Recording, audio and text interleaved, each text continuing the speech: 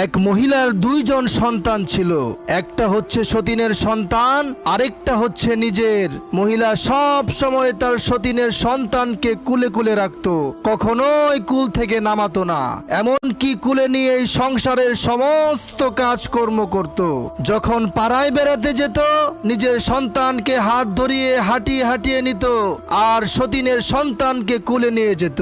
সতীনের ছেলের প্রতি ভালোবাসার এমন বিরল দৃষ্টান্ত দেখে এলাকার সমস্ত লোকেরা ওই মহিলার প্রশংসা করত।